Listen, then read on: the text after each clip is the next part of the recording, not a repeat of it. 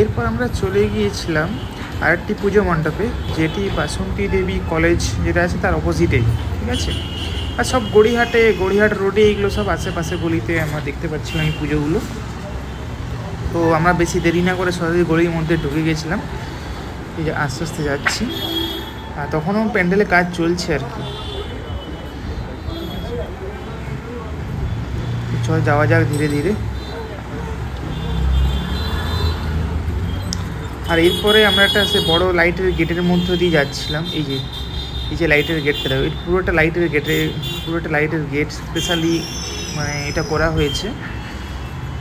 এটা রাতের বেলায় জ্বললে এত সুন্দর লাগবে, মানে আমি তো জাস্ট কল্পনা করছিলাম। রাত্রে তো এই জায়গা দিয়ে তো পেরোনোই যাবে না, যা ভিড় হয় কলকাতার পুজোতে, তোমরা তো জানোই সবাই।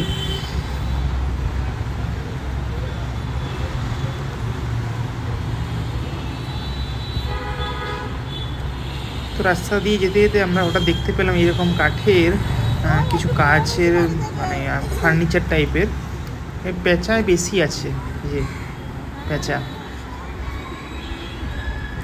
এটা আমি দেখলাম প্রত্যেকটা পুজো মণ্ডপের ধারেই এরকম জুয়েলারি দেন কাঠের এরকম সব দোকানগুলো বসেছে আর কি। প্রত্যেকটা মণ্ডপেই যেখানে যাচ্ছি এরকম দোকান এসছে এবছর। তো এরপর আমরা সরাসরি চলে যাই, তোমরা দেখতেই পাচ্ছ মণ্ডপটা। তো আমরা সরাসরি মণ্ডপের ভেতর চলে যাই, চলো। এই যে হচ্ছে মণ্ডপ।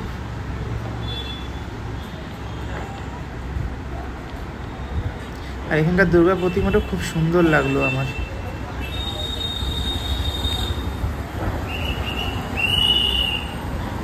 এই দুর্গা মণ্ডপটা আমাদের লিস্টে ছিল না, কিন্তু দেখলাম যেহেতু একটা পেয়ে গেলাম, ম্যাপে দেখাচ্ছিল, সার্চ করলাম, চলে গেলাম, দেখে আছি কি আছে।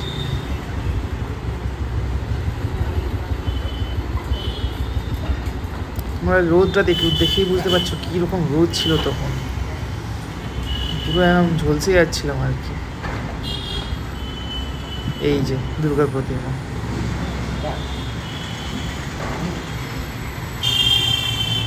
দেখো দুর্গা প্রতিমাটা দেখো।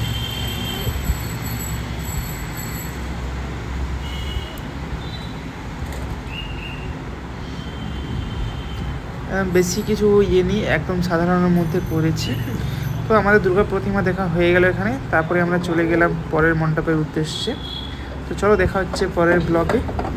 আর কোথায় যাচ্ছি সেটাও আমরা নিজেরাও জানি না, কলকাতার অলিগলিতে পুজো হয়। চলো দেখা যাক পরের পুজো কোথায়।